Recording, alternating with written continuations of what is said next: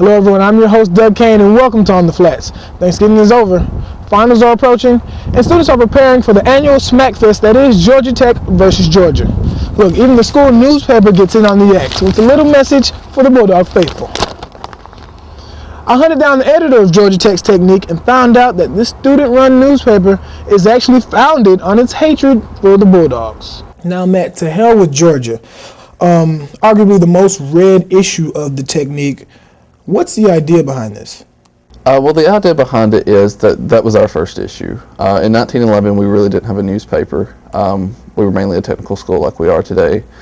So we decided we needed a newspaper, but we really didn't know what to write about, plus not much was going on around campus. So they just figured Georgia was coming up, biggest rivalry, let's just make fun of them. So it was a 4-page issue, all making fun of Georgia, and incorrectly stating that we would win the game. I think we lost 10-6, to tell you the truth. But that's how the tradition got started, and every year since that's how we honor that, and that's how we got the name South Slavos College Newspaper, because we did stuff like that. And originally that was the format for every paper, was that you made fun of Georgia some way or somehow. Eventually we evolved into a more real newspaper, but we still do this in honor of the first issue. All right, now, you being the editor-in-chief, Matt, nothing goes to print unless it goes through you. Who comes up with the ideas and jokes for this particular newspaper? Well, it's sort of a really large team effort. We all brainstorm for about 3 weeks. We'll first go to their campus newspaper website and look at what's going on at their campus. We'll typically find a lot of stories there. We might give it that twist that makes it even more funny. Of course, we have the generic jokes of alcohol, not going to class, being stupid. Those are just year in and year out. So it's more of a brainstorming and what you think is funny. So there's no real set method to it, but eventually we get all the ideas in there somehow. For the sports sections, for instance, we just watch ESPN a lot and find out what they are doing, and we'll usually try to make fun of them for that. It's more of a evolution of ideas rather than just a set time. It's, to tell you the truth, a lot of those ideas weren't final until probably 3 or 4 hours before I went to press with it. So it's pretty much just constantly changing until I decided it's time to quit. We need to get the paper off. How long is the preparation for the special issue as compared to a regular issue of the Technique? I would say the preparation is maybe twice as long because we have to come in on the weekend and we also have to completely make up the content. It's not just going to fall into our laps. But in saying that as well, it's a little bit easier because we can just sit there and not have to worry about being right on our quotes and not worry about being correct on everything because we can just make it up. The actual time, effort spent on it is probably the same amount of a regular issue, but the preparation is probably twice as long as a regular issue.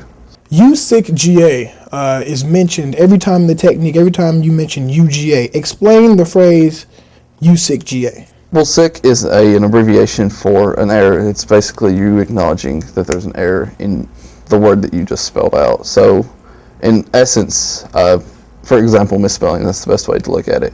If someone is quoted and they misspell it, if you take the quotation from a book and they misspell it, you'd put SIC after it to acknowledge that you know it's an error. They made it, but you're putting it in there just like they said, and you're acknowledging that you're not stupid enough to make that error as well. So the SIC part comes after university, so we're saying that they call themselves a university. That is a mistake, so we're going to acknowledge that that's a mistake.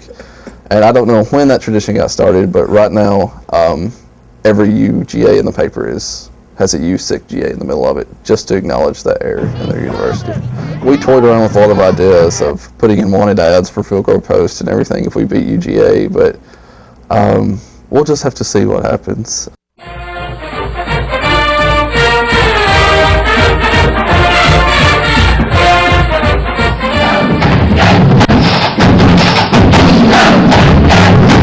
Georgia Tech hadn't beaten Georgia in 6 years headed into Saturday. Coach Gary has never beaten UGA his entire tenure at Tech. There have been people calling for Gary's job during the season, but a win against your rival will almost always silence the doubters.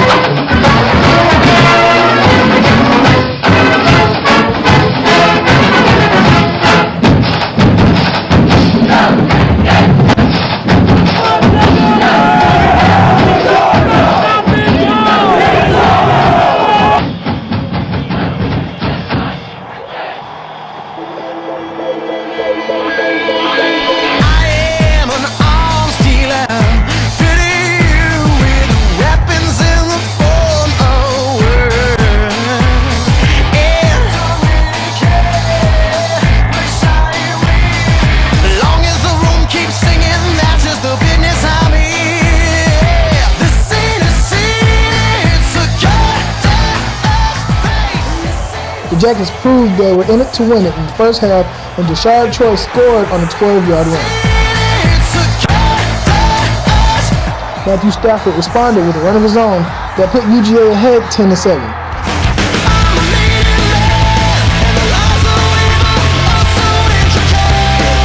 Alan Peak took in Taylor Bennett's pass for a score in the second quarter.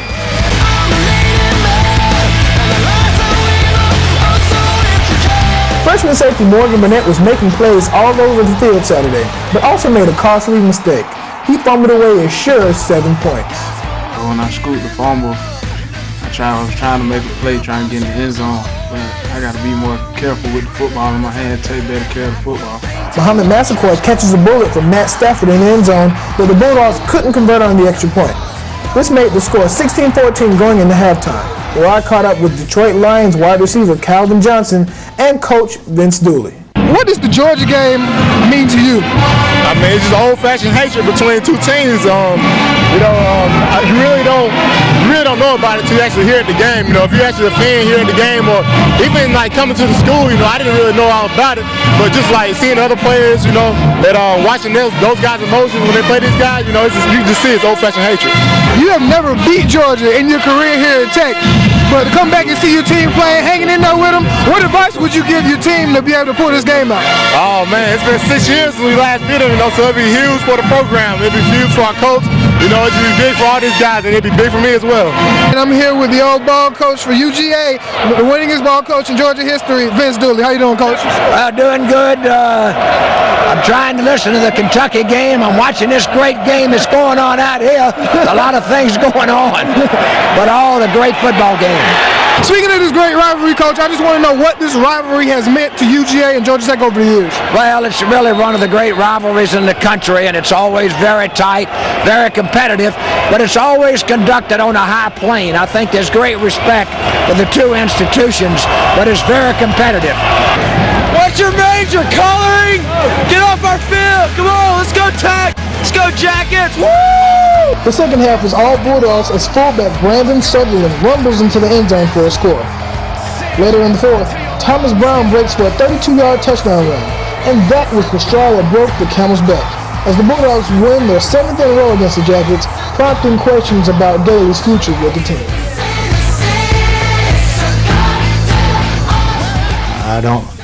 I'm not in charge of that. My job is to do the best job I can do. Whenever you don't capitalize in certain situations, you'll lose the game every time. Not catching a pass here, not recovering a fumble here, drop fumbles and things, make you lose ball games when you're playing a good team like Georgia. Hell, probably cost us the game, to be honest with you. I think it's more of it's not that they're always better than us. They have been a couple of times they played better than us. I don't think they played too much better than us this game. I think it's a mental thing. We just got to break it one year, and then think we can spark something. As much as Coach Gailey has done for the Tech football program in the past 6 years, he's never beaten Georgia, and that doesn't sit very well with the Tech faithful. Gailey was relieved of his coaching duties just 2 days after losing to the Bulldogs. He led the Yellow Jackets to 6 consecutive bowl games and ended with a career record of 44 wins and 32 losses while here at Tech. That'll end another season of On the Flats. I'd like to thank all of you for watching, and I'd like to thank the Georgia Tech Cable Network for making all of this possible. Until next time, I'm your host, Doug Kane, and this is On the Flats.